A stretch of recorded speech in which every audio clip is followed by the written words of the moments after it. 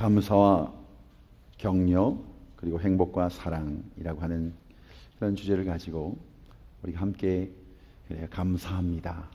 절대 감사, 언제나 감사, 어떤 환경 속의 감사, 어떤 우리에게 주신 이 공동체 안에 함께 격려하며 위로하는 것이 무엇인지를 함께 나누려고 합니다. 잠언 13장 24절에 보면 매를 아끼는 자는 자식을 미워함이라 자식을 사랑하는 자는 근실이 징계하느니라 말씀이 있습니다. 물론 아이에게 교훈과 책망이 있어야만 합니다. 심지어는 어떤 때는 정말 매까지 들어 아이들을 가르쳐야만 되는 그런 환경이 있을 수는 있습니다. 그러나 여러분, 칭찬과 격려와 충분한 사랑이 없이 책망만 하고 매를 들면 아이는 삐뚤어지고 어두워지는 겁니다. 칭찬과 격려는 아이들에게만 필요한 것은 아닙니다. 저희 같은 어른들에게도 필요합니다. 그런데 우리들은 내게 모두가 어찌된 것인지 이 칭찬과 격려에 인색한 것이 우리들의 모습. 그래서 그런지 점점 갈수록 이 관계 속에서 우리들이 병들어가고 그리고 삐뚤어져 가고 있는, 어두워져 가고 있는 우리의 모습들은 아닌지. 우리 교단의 어르신입니다. 이제 은퇴를 얼마 남겨놓지 않으시는 목사님. 근데 실제로는 그냥 뵈면 좀 어려워 보이십니다. 어려워 보인다는 것이 아니라 어려운 분으로 많은 사람들에게 그렇게 인식이 되어 있습니다. 막상 조금 더 가까이 가보니까 정을 느낄 수 있는 그런 목사님이신데, 목사님이 은퇴를 앞에 두면서 그런 이야기를 하십니다. 본인도 젊어서 누구 못지않게 개혁지향적이었고 예리한 비판력, 판단력, 아주 무시무시하리만큼, 아니 무식하리만큼 또 용감한 그 용감성까지 있어서 참 많은 분들을 아프게 했다. 교단에서도 이건 된다, 안 된다, 당신은 됩니다, 안 됩니다, 이 잣대 역할을 하셨던 그런 분이셨습니다. 그런데 또한 그분이 그렇게 사역 속에서는 그러한 평을 받는 것을 즐겼었는데 정작 은퇴를 앞에 놓으시면서 지금은 좀 따뜻하고 너그러워 좀 보이고 사람들의 좀 좋은 면들을 보고 칭찬하고 격려하는 그런 따뜻한 목사다라는 평가를 좀 받고 싶은데 너무 늦은 건 아닌지 은퇴 앞에서 그렇게 고백하시는 이야기를 들었습니다. 여러분, 우리에게 이 칭찬과 격려보다 비난과 비판에 우리가 더 익숙한 것은 아닌지. 솔직하게 동의하시면 고개 한번 끄덕. 저도 그런 것 같습니다. 우리 사람들 너나 할 것 없이 칭찬과 격려보다는 비판과 비난에 더 익숙한 이유들을 성경에서 한번 찾아보니까 이 성향이 어느 때부터인가 봤더니 아담과 하와가 선악과를 따먹고 범죄하면서부터 나타난 죄의 결과와 현상이 바로 이 모습이었다는 것을 우리가 보게 됩니다. 선악과를 따먹고 범죄하기 전에 아담은 자신을 위하여 만들어주신 하와를 보면서 이렇게 고백했습니다. 이는 내 뼈 중에 뼈요, 살 중에 살이라고 고백합니다. 아마 인간이 창조된 후에 인간을 향하여 한 가장 아름다운 칭찬과 말이라고 생각하는 바로 그 고백입니다. 상대방을 자기 자신으로 이해한 고백이고, 그것도 보통 이해한 것이 아니라 자신의 가장 중요한, 자신의 삶에 자기의 몸에 가장 중요한 것으로 상대방을 이해한 고백이었습니다. 그런데 선악과를 따먹고 범죄한 후에 하와에 대한 바로 아담의 말이 바뀌어집니다. 누가 이 선악과를 따먹으라 하였느냐 묻는 하나님, 아담이 대답하는 겁니다. 하나님께서 내게 주신 저 여자가 라고 대답을 합니다. 뼈 중에 뼈라는 말과 여러분 저 여자라는 말 사이에는 엄청난 간격이 있습니다. 범죄한 후에 사람과 사람의 그 사이가 죄로 인하여 관계가 멀어졌다고 하는 겁니다. 우리가 잘 알고 있는 우리 빌리 그레이엄 목사님이 부시 대통령 부인과 함께 부부끼리 교제를 하는데 그 사모님들끼리 이렇게 대화를 하면서 이 부시여사가 질문을 했다고 합니다. 1년 365일 목사님이 나가서 사역을 하시는데 그렇게 사역하시는 그 목사님을 바라보면서 나 정말 이 사람하고 살고 싶지 않다. 아유, 이 인간 지긋지긋하다 라는 생각을 해보신 적은 없으시냐고 떠보았습니다. 그랬더니 사모님 말씀이 뭐냐면 한 번도 없다고 그렇게 한 번도 없다고 그렇게 고백. 너무나 놀라서 아니 아무리 그래도 목회자의 아내라고 하지만 그건 좀 아닌 듯 싶어서 아마 다시 한번 확인합니다. 정말 한 번도 없으세요? 정말이에요? 그렇게 물으니까 사모님이 이야기하시는데 정말 한 번도 없었습니다. 대신 그런 생각보다는 저 인간을 죽이고 싶다는 생각은 했습니다. 다 그렇게 또 살아봅니다. 그런데 자신의 마음속에 어떻게 살았습니까? 그 마음이 있는데 어떻게 살아갈 수 있었습니까? 할 때 내게 주신 이 사람이 바로 내 눈에는 부족해 보여도 바로 이 사람을 통해 한몸 되게 하시고 하나님이 짝져 주시고 하나님의 약속으로 주신 사람이기에 나의 행복을 위해서 주신 분이다. 나의 축복을 위해서 하나님이 주신 사람인 줄 믿음으로 이곳까지 왔습니다. 그런데 그 믿음 속에 마음속에 어떤 마음이 되어졌냐? 너그러운 마음이 되어졌다는 거예요. 너그러운 마음. 왜? 하나님이 하셨으니까 뜻이 있겠지라는 그 고백 속에 참아낼 수 있는 인내가 그 너그러움들이 생겼다고 하는 것입니다. 여러분, 사람이 사랑의 대상이 되지 않고 어느 순간 비판과 경쟁의 대상이 되어버리고 상대방을 죽여야만 자기가 살고 상대방을 죽여서라도 내가 살아야 하는 그런 대상이 되어버린 그 이유는 바로 죄의 싹슨 사망이라고 하는 죄의 싹스에 근거한 것이었습니다. 여러분, 창세기 11장을 보면 바벨탑 사건이 나옵니다. 바벨탑 이전에 온 인류는 언어가 하나였습니다. 하나의 언어 속에 있었습니다. 그런데 하나님 앞에 불순종하며 바벨탑을 쌓아갑니다. 하나님을 대적합니다. 하나님이 저들의 언어를 혼잡하게 하였다고 성경이 이야기합니다. 그래서 저들은 온 지면으로 흩어지게 되었습니다. 왜요? 말이 통하지 않게 되면서 함께 살 수 없게 된 겁니다. 말이 통하지 않으니까 살 수 없게 되었다고 했습니다. 그런데 사도행전 2장과 3장에 보면 초대교회 교인들의 모습이 자세히 설명되어져 있습니다. 초대교회 교인들 오순절 성령의 기름 부으심을 받습니다. 성령 체험을 합니다. 성령이 저들 가운데 거하게 되었습니다. 성령을 받았을 때 제일 먼저 나타난 현상이 바로 방언이었습니다. 방언은 창세기 11장 그 혼잡해졌던 인간의 언어가 어떻게 해요?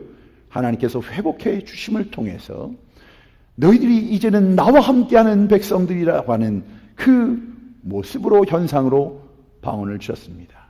말이 통하기 시작하였습니다. 마음이 통하기 시작하였습니다. 그래서 저들이 함께 모이기 시작하였다고 했습니다. 창세기 11장의 중요한 단어는 흩어짐이었습니다. 죄로 인해 그 말들이 흩어졌습니다. 그런데 사도행전으로 넘어오면서 2장과 3장 성령이 함께 계시고 그 하나님과의 관계가 회복됨을 통해 나타난 언어는 함께 모이기에 힘썼습니다. 저들이 모이기에 힘썼고 기쁘고 순전한 마음으로 함께 떡을 떼었습니다. 하나님을 찬양하였습니다. 누구도 자기의 것을 자기의 것으로 주장하지 않았습니다. 필요를 따라 함께 나눈 기가 막힌 공동체의 모습, 그 세상을 만들어지게 되었습니다. 타락 이전에 아담의 마음을 회복하게 된 것입니다. 사람들은 더 이상 경쟁의 대상으로 성도들을 바라보지 않습니다. 모든 사람이 다 자기 자신 같았습니다. 자기의 분신 같았습니다. 그리스도의 몸이라고 고백합니다. 아니, 아담이 하와를 보고 하였던 말과 같이 내 중에 가장 귀하고 귀한 자기 자신으로 받아들입니다. 주님이 말씀하신 것처럼 내 이웃을 내 몸과 같이 생명같이 사랑하라고 하는 말씀들이 회복된 겁니다. 바로 거기에 하나님의 나라가 임하였습니다. 저들의 삶이 아름다워 보였습니다. 흠모할 만한 향기가 났습니다. 그래서 저들을 예수를 그리스도로 주로 고백하며 따르는 자들 크리스찬이라고 저들을 향해 고백하기 시작했던 것입니다. 바로 그것이 교회의 모습입니다. 사랑하는 성도 여러분, 오늘 우리에게 바로 주신 이 입술의 고백들이 구별되어지는 축복이, 그리고 입술의 고백을 통해 생명의 역사가 나타나는 귀한 공동체가 되기를 주의 이름으로 축원합니다. 사도행전 바로 이 놀라운 부흥의 역사, 성령의 기름 부심 역사 속에 우리는 한 인물을 만나게 됩니다. 그분은 무명의 사람이었던 사울을 세워서 사도 바울이 되게 했던 사람입니다. 초에 묻힌 사울을 발탁해 위대한 전도자가 되도록 격려했던 사람입니다. 버림받은 마가, 실패한 마가, 왕따당한 마가를 격려해 다시 소명의 자리로, 사명의 자리로 일어서서 힘차게 주님 앞으로 나아가게 했던, 바로 세워주었던 사람, 바로 격려의 사역자 바나바입니다. 바나바의 본래의 이름은 요셉입니다. 바나바라는 이름은 초대교회가 그에게 붙여준 닉네임, 별명입니다. 그 뜻이 위로의 아들, 격려의 아들, 격려의 사역자라는 뜻이 있습니다. 초대교회 성도들이 바나바를 통해서 큰 위로와 힘을 얻고 살았습니다. 그래서 그를 바나바, 격려의 아들이다, 위로의 사역자라고 부르는데 아무런 이견이 없었던 것 같습니다. 사랑하는 성도 여러분, 오늘 우리 시대, 오늘 우리 교회에, 우리의 사역 속에서, 만남 속에 가장 필요한 사역이 있다면, 모습이 있다면 바로 이 격려, 위로의 사역입니다. 연약한 자를 세워주는 바로 그 사역, 앞장서 일하는 사역자들을 칭찬하고 격려하고 서포트하는 바로 그 사역. 여러분, 우리 가운데 이 격려와 위로가 필요하지 않은 사람이 어디 있겠습니까? 오늘 여기 있는 아버지들이 그렇고 어머니들이 그렇습니다. 남편과 아내가 다 이 위로와 격려가 필요합니다. 여러분, 목사도 성도의 격려를 먹고 삽니다. 필요합니다. 왜? 격려는 지친 사람을 일으켜 세우기 때문에 그렇습니다. 기왕들은 설교인데, 또 받으신 은혜로, 자, 은혜 받았습니다. 뭐 그러면서 이게 좀 그렇게 나가시고 인사하시면 어떻습니까? 목사님, 저는 정직한 사람입니다. 목사님도 느끼기에는 오늘 죽쓰지 않으셨습니까? 뭐 그런 마음이면, 그러면 그냥 이 정도 격려는 안 되겠습니까? 애 많이 쓰셨습니다. 네, 목사도 그 위로가, 격려가 필요하다는 겁니다. 열심히 있는 사역자들에게도 더 큰 힘과 추진력을 발휘하도록 도와주는 것이 바로 이 위로와 격려. 격려는 넘어지고 쓰러진 자를 일으켜 세워줍니다. 죽은 자도 살리는 능력이 있습니다. 우리가 잘 알고 있는 켄 블란차드, 베스트셀러 작가입니다. 우리 한국말로는 칭찬은 고래도 춤추게 한다, 뭐 이런 제목으로 책이 쓰여진 겁니다. 이 책이 쓰여진 배경이 있습니다. 이 킹슬리라고 하는 분이 휴가 중에 머리를 식히려고 이 플로리다의 아쿠아리움을 찾아야 해요. 그리고 고래쇼를, 돌고래쇼를 보게 되는데 이 커다란 고래들이 신나게 묘기를 하고 있고 구경하는 사람들이 그 모습 보면서 즐거워하는데 어느 순간 그런 생각이 들더랍니다. 이게 우리가 구경하는 게 아니라 이게 묘기를 하고 있는 돌고래들이 우리를 신기하게 보는 건 아닌가, 이런 생각도 들고, 그러면서 자기의 도전이 된 것이, 자기 비즈니스를 하고 있는데 부하 직원 몇 사람, 가정이라고 해봤자 자녀들 자녀들 둘, 근데 겨우 이런 사람들과 함께 하는데도 이 말이 통하지 않고 그 자녀들을 가르치는데도 이렇게 힘이 드는데 어떻게 말도 통하지 않는 돌고래를 훈련시켜서 묘기를 할 수 있을까? 참으로 궁금했다고 합니다. 그래서 조련사를 찾아가서 조련하는 그 모습을 보면서 통찰력을 얻게 됐는데 그 깨달음 속에 큰 행복을 체험하게 되는 그런 내용입니다. 근데 첫째가 뭐냐면, 그 팁을 좀 알려드리면, 첫째가 돌고래는 이게 신뢰가 형성될 때까지는, 그때까지는, 그러니까 신뢰가 형성되기 전까지는 말을 안 듣는데, 무슨 얘기냐면 우리 사람과 사람 간의 관계 속에서도 사람을 세우고 사람을 키우는 데 있어서 인내심을 가져야 되는데, 무엇이 어느 때까지 신뢰감이라고 하는 것이 만들어지고 세워질 때까지는 우리가 기다려야 한다라는 겁니다. 여러분, 그 모습이 드러날 수 있어요. 부족한 모습, 감정의 성질의 모습들, 습관의 모습들.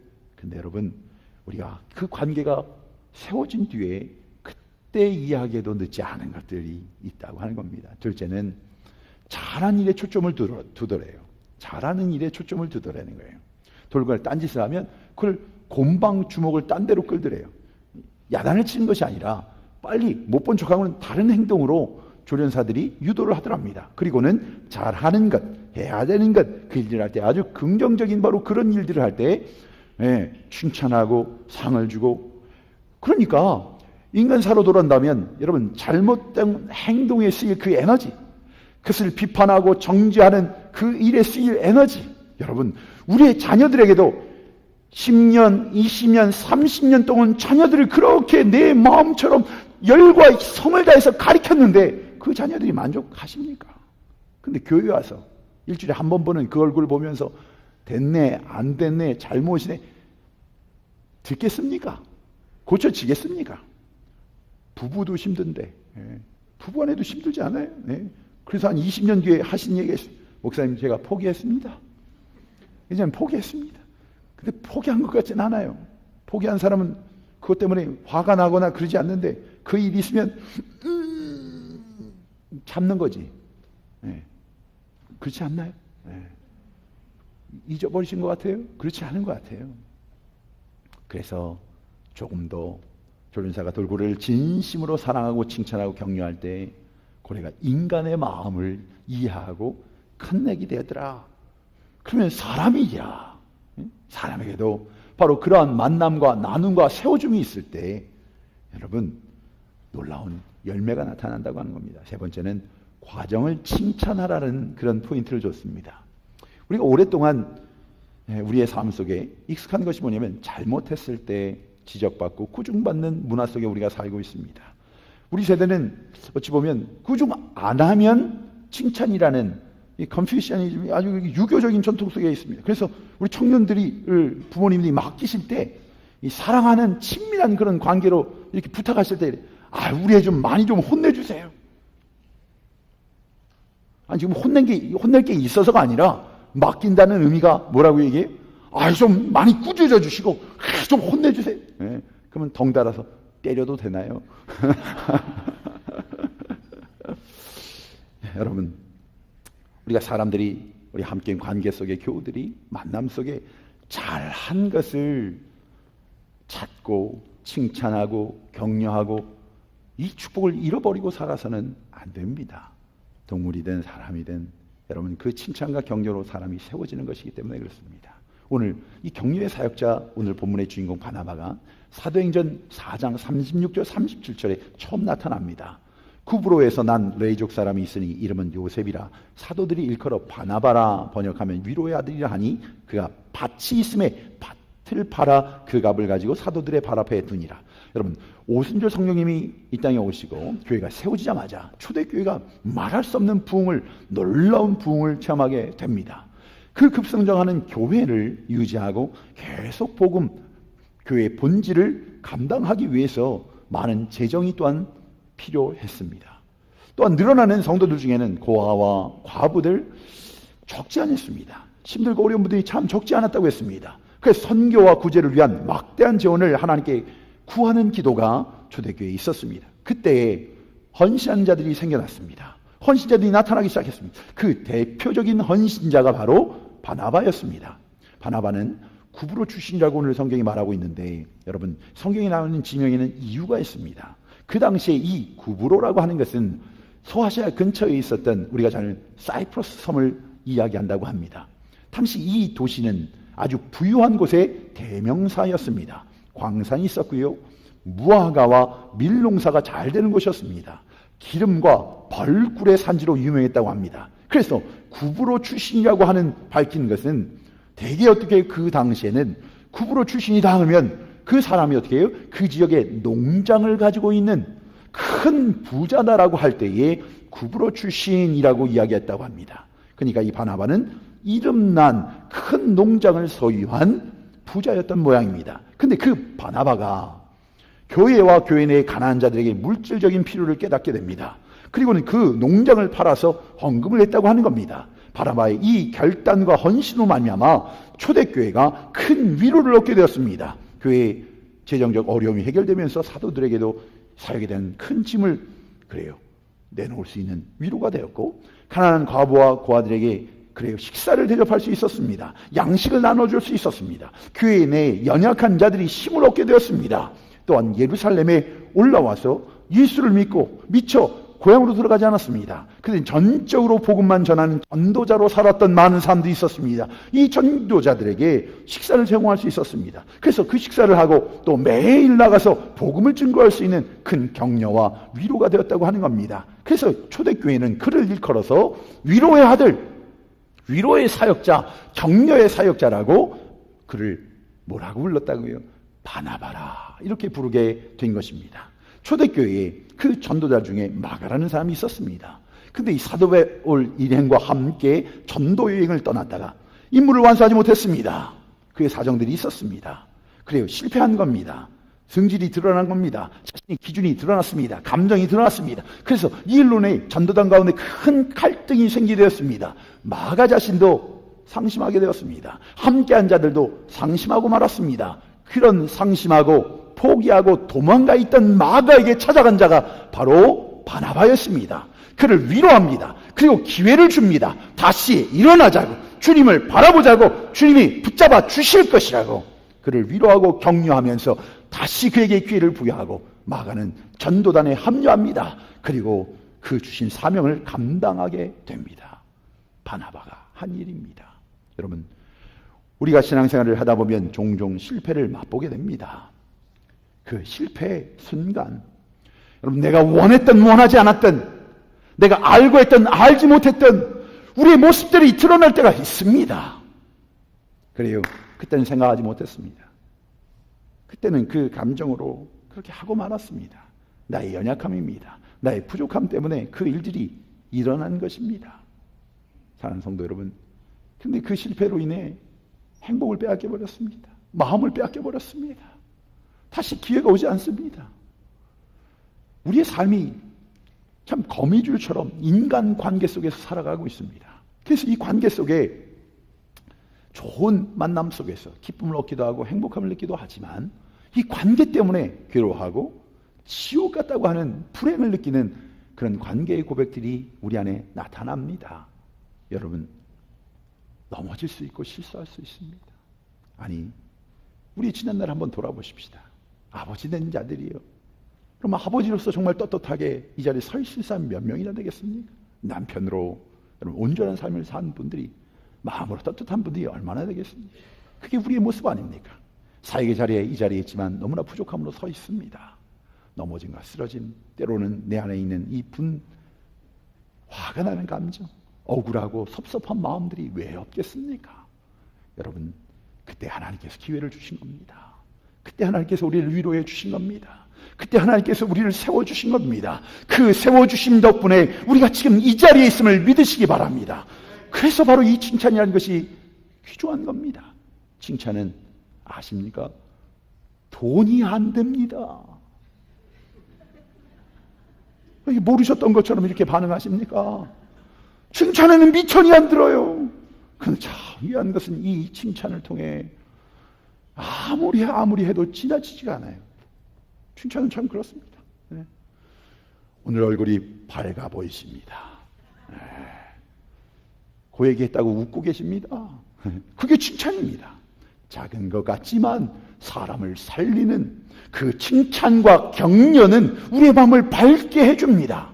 칭찬 한마디로 여러분 인생이 바뀌어진 분들이 너무나 많습니다. 그 한마디로 그래요, 살릴 수도 있고 죽일 수도 있는 것이 우리의 입술입니다. 우리가 잘 아는 아브라함 링컨도 스미소니언 그 박물관에 보관되어 있는 아브라함 링컨의 유품 가운데 아주 재미난 조그만한 신문지 조각 하나가, 낡은 신문지 조각 하나가 같이 전시되어 있다고 합니다. 이게 뭐냐면 링컨이 크게 낙심하고 실망하고 포기하고 싶을 때 링컨 대통령을, 링컨을 칭찬하는 신문 기사가 남겨 있는데 조각글이라고 합니다. 근데 링컨에 대해서 칭찬한 그 글을 자신이 가지고 다니다가 실망하고 낙심될 때, 섭섭할 때 이 기사를 읽으면서 그렇지, 나는 그런 거지, 다 힘을 얻고 일어났다고 합니다.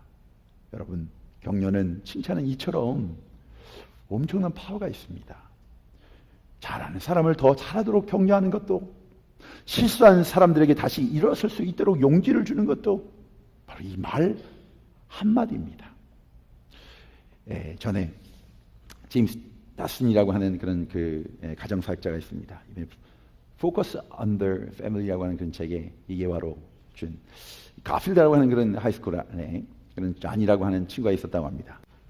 여러분, 잔이라는 이름이 굉장히 흔한 이름이에요. 근데 이 잔이의 어머님이 찾아오셔갖고 선생님에게 얘가 좀 요즘 이상한데 요즘 어떻게 생활하냐고 물으니까 선생님이 잔이를 칭찬하는데, 저는요 이 잔이 때문에 그래도 교편 생활한 걸 난 너무 축복이라고 생각하고, 우리 반에 이 잔이가 왔다는 게 너무너무 저는 이 아이를 가르친다는 게 제 스스로가 너무 영광이라고 생각하고, 이 잔이로 인해서 우리 학급이 얼마나 밝아지는지 모르겠습니다.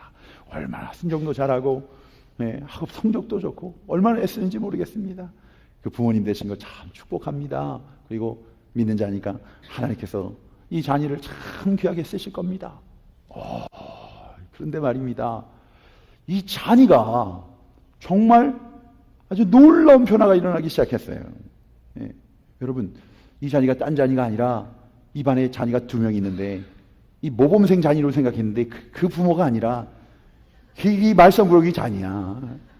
이 낙제를 하고 이 숙제를 한 번도 해오지 않은 잔인데, 그 어머니가 다른 어머니 그 잔이의 어머니인 줄 알고 그 잔이를 알고 그렇게 얘기를 했는데, 어머니는 가서 선생님한테 그 얘기를 듣고는 잔이를 붙잡고, 아이고 이놈의 자식아 기특하다. 나는 이놈의 자식 그냥 맨날 그냥 그렇게 공부도 안 하고 그렇게 떼쓰고 사고만 치는 줄 알았는데, 야 선생님이 널 칭찬하는데, 이렇게 칭찬하는데 내 마음이 그냥 뿌듯하고 얼마나 감격이 됐는지, 잔이야 내가 너의 엄마라는 게 너무나 자랑스럽구나. 그 얘기를 들었는데 이게 꿈인지 생기신지 하여간 선생님이 이렇게 나를 기대하시고 인정해 주시고 칭찬해 주셨다니까. 그래서 그가 보답하는 마음으로 한 게 뭐냐면, 그날 고등학교 처음으로 숙제를 해갔던 거예요. 근데 선생님은 그 숙제를 한 거를 노리스를 못한 거예요. 해왔나 보다 그러고 넘어갔는데, 3개월이 지난 뒤에 그 학교에서 가장 3개월 사이에 성적이 오른, 가장 급격히 오른 친구에게 상을 주는 그 상을 이 잔이가 받게 된 거예요. 그리고 6개월 뒤에는 그 반에서 3등이 됐대요. 3등이. 그리고 나서 그 다음에 그 부모님을 불러다가, 너무나 이 귀한 일이 일어났는데 어떤 부모님인지 만나서 좀 인사를 하려고 불렀더니 그 잔이 어머니가 그 잔이의 어머니들이라는 거예요. 이게 선생님 감사합니다 하는데 깜짝 놀란 게, 아이고 내가 실수했구나. 근데 실수한 그 칭찬 한마디가 그 인생을 바꿔놓은 거예요. 자기가 얘기할 선생님, 내 인생에서 나를 인정하고 나를 높여주고 그리고 나에게도 소망이 있다고 말해준 사람은 선생님이 처음입니다. 나에게 소망이 있다면 해볼 겁니다. 열심히 할 겁니다. 그 마음을 가지게 되었다고 하는 겁니다. 사랑하는 성도 여러분, 바로 이 사역입니다. 예루살렘 교회 전체에 가득했던 이 바나바의 격려, 이 사역이 한 영혼에게 집중되기 시작했습니다. 바울이 다메스토성에 예수님을 만나고 그리스도인이 됩니다. 그리고 바로 복음 전도자로 나서게 되었습니다. 사도행전 9장 26절에 보니까 사울이 예루살렘에 가서 제자들을 사귀고자 했다고 했습니다. 그렇지만 이어진 내용에는 예루살렘 공동체는 아무도 바울을 믿어주지 않습니다. 받아주지 않습니다. 여러분 한번 생각해 보십시오. 나의 누이가 이 바울 때문에 고난을 당했습니다. 옥에 갇혔습니다. 고문을 당했습니다. 무엇 때문에? 예수 믿는 것 때문에. 바로 그러한 일을 한 바울이 지금은 예수 믿는다고 이 자리에 온 겁니다. 손을 들고 찬양하면서 하나님의 영광, 내가 주님의 제자가 되었습니다. 나는 사도 바울입니다 하고 있다면 여러분 어떻게 생각하시겠습니까? 아마 저 뒤에서 지금 그 뒤통수 보면서 저 인간이 우리 교회 왔어? 아마 이 마음이 바로 그 마음일 겁니다. 그래서 여러분 좀 어려운 분, 여러분 마음에 불편한 분이 이 자리에 있으시면 뒤통수 보면서 예배하지 마십시오. 예배를 못 드려요. 그래서 앞으로 오셔야 돼. 그럴 때는. 진짜예요. 한번 해보셔야 돼. 그러니까 뒤에 계신 분들은 시험을 당할 찬스가 높아요. 그래서 뒤통수 보면 아이고 파마는 지가 무슨 나이가 몇인데 주제에 파마? 이야 네 주제를 알아라. 이러는데 예배가 되겠어요? 그죠? 예. 그런 마음이 있을 때는 어떻게? 앞으로 오세요, 앞으로. 그래서 직접, 예. 제 얼굴이 시험 된다고요? 알겠습니다. 자, 바로 그때의 나선 자가 바로 사도 바울입니다. 그 바울을 위해서 바나바가 나섰습니다. 이 사람이 하나님을 어떻게 만났는지, 예수님이 이 사람에게 어떻게 말씀하셨는지, 이 사람의 변화를 하나님께서 하신 그 역사가, 이 삶의 변화와 고백이 무엇인지, 삶 속의 결단이 무엇인지를 나서서 신원을 보증해 주는 겁니다. 나를 봐서 한 번만 기회를 주십시오. 다시 한번 이분에게 있는 그 하나님의 역사를 한번 믿어보십시다. 그러면서 28절에 보면 사울이 제자들과 함께 있어서 예루살렘 출입하게 되었습니다. 누구의? 바나바의 보증을 통해, 바나바의 세워줌을 통해, 바나바의 격려를 통해 이제는 당당하고 떳떳하게 신앙생활을 할 수 있게 된 것입니다. 사랑하는 성도 여러분, 사랑하는 일기 리더의 삶을 마치신 귀한 리더 여러분, 바로 이때가 바로 이와 같은 바나바가 필요한 때를 우리가 살고 있습니다. 바나바. 사도행전 읽어가다 보면 바나바와 바울이라고 이렇게 나옵니다. 중간에 가면 바나바와 바울이 바울과 바나바로 왔다 갔다 합니다. 근데 이 놀라운 복음 전도 여행들이 시작되고 진행되면서 이름이 바뀌어집니다. 한 번도 바뀌지 않고 바울과 바나바로 바뀌어버립니다. 한 번도 혼동되지 않습니다. 바울이 먼저. 그리고는 썸포인트에 바나바의 이름이 사라져 줍니다. 사라진 것이 아니라 사라져 줍니다. 한 사람을 세우고 나보다 더 위대한 사역을 감당하는 그 모습을 바라보면서 행복해 할 수 있었던 사람, 그가 바로 바나바였습니다. 자신이 당당하게 안디옥교회 담임 목사임에도 불구하고 나보다 더 훌륭한 바울을 세웠던, 복음 전도자로 파송했던, 그리고 그 하나님의 때가 지난 뒤에 조용히 그 사역자를 세우며 사라져줄 수 있었던 사람이 바나바였습니다. 내 주변에 있는 사람들을 세워주고 높여주고 막아주고 그 손을 벌릴 수 있던 사역자 바나바. 바로 오늘 우리 시대에 필요한 사람이 있다면 바로 바나바 아니겠습니까? 이 땅에 이 재단의 비판과 그리고 비난으로 가득 차 있습니다. 상대방의 문제점을 찾는데 혈안이 되어 있는 것이 이 땅의 모습인데 교회마저도 여러분, 고해성사 같은 그런 고백을 여러분에게 드리지 않을 수가 없습니다. 교회가 부흥하고 또 하나님의 기름 부으심 속에서 재단이 차나가면서 2년의 시간이 지나가면서 어느 한순간 여러분의 자녀들의 이름조차도 제가 외우지 못하는 그런 목사가 되었습니다. 목양이라고 이야기하면서 정말 그 아프고 힘들어하는 눈물 나는 기도의 제목들을 돌아서 들어야 되는 그런 모습이 되어버리고 말았습니다. 때로는 만나서 그런 인사를 하면서도 그 마음에 그늘진, 그 얼굴에 그늘진 그림자가 그 고통과 아픔이라는 것을 알지 못하고 지나가 버리는 그런 안타까움이 있는 모습이 지금 저의 모습입니다. 사랑하는 성도 여러분, 오늘 우리에게 허락하신 이 공동체에 참여할 때, 이곳에 올 때 그렇게 쉽게 나온 분들이 없습니다. 과정이 있었습니다. 상황이 있었습니다. 형편이 있었습니다. 때로는 갈라지는 아픔이 있었습니다. 피 흘리는 싸움이 있었습니다. 원망도 미움도 있었습니다. 많은 사람의 오해도 있었습니다. 우겨싸움도 있었습니다. 맞습니다. 내 잘못으로 실패도 했고 실수도, 그래서 사람들을 아프게 됐습니다. 그런데 이 재단만큼은 다시 시작하고 싶고 하나님의 은혜와 긍휼 속에 그 은혜로 다시 시작된 하나님의 자녀로, 그 사도 바울과 같이 하나님 예수를 믿는 자들을 쳐 죽였던, 원망했던, 손가락질했던 그런 사람이었지만 그 은혜 속에서 그 하나님의 은혜로 말미암아 다시 시작하기를 원한다는 고백을 가지고 이 자리에 나왔건만, 사랑하는 성도 여러분, 세상이 하는 것처럼 그 마음과 맑음들이 갈기갈기 찢겨지고 또 손가락질이, 그리고 그들의 과거들이, 그 형편들이, 여러분 이것이 교회라고 한다면, 이것이 전스크리가 한다면 이것을 하나님이 기뻐 받으시겠습니까? 마지막 때에 하나님이 기뻐 받으신 제사가 무엇입니까?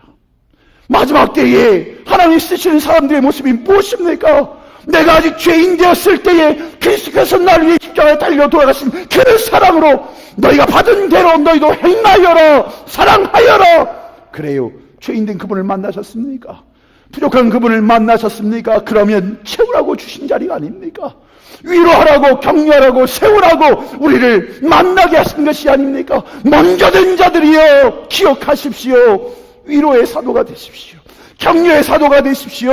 여러분이 한번 붙잡아 주시면, 여러분이 품어주시면 그 놀라운 은혜와 역사가, 생명의 역사가 시작될 수 있습니다. 왜? 하나님이 하시니까. 바로 그 은혜로, 그 사랑으로 우리가 이 자리에 세워진 것입니다. 우리의 능력이 아닙니다. 우리의 자격이 아닙니다. 그러하게 부족한 종은 믿습니다. 우리에게 주신 이 만남 속에서 살아난 우리의 지체들이 귀한 이 놀라운 은혜로 세움을 격려와 위로로, 칭찬으로 함께 자라나는 공동체가 되기를 말입니다. 지금 진정으로 우리 시대에 필요한, 우리 공동체에 필요한 사람, 바로 한 사람, 바나바가 필요합니다. 가정에서도 마찬가지.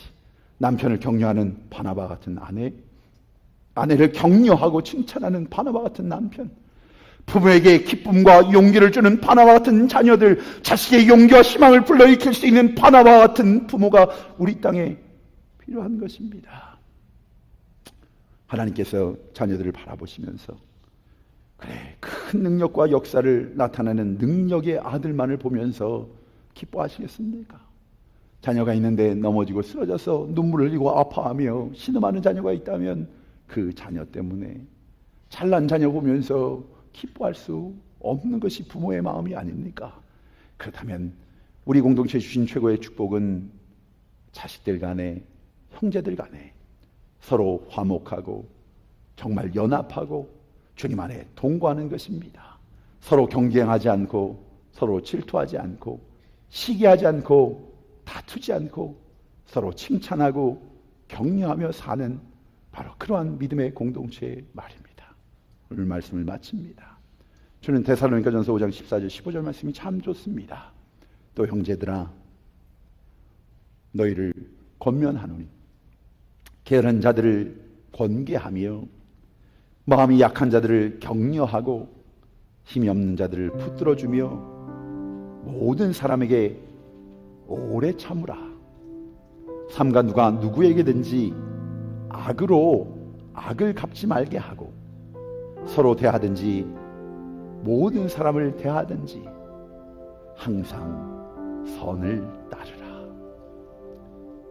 초대교회 같이 여러분들로 인해서 아름답고 건강한 교회, 특별히 하나님 땅에 많은 영혼들이 아파하며 신음하는 이때에 여러분의 그 사랑의 손을 통해 주님의 손이 되어서, 여러분 그 발을 통해 주님의 복음의 발이 되어서, 여러분 그 입술을 통해 바로 그 영혼들에게 하나님의 사랑을 증거하는 귀한 구별된 사역자들이 되어지기를, 우리 모두가 바로 그러한 은혜와 축복을 사모하는, 우리 누리는 공동체가 되어지기를 주의 이름으로 축원합니다.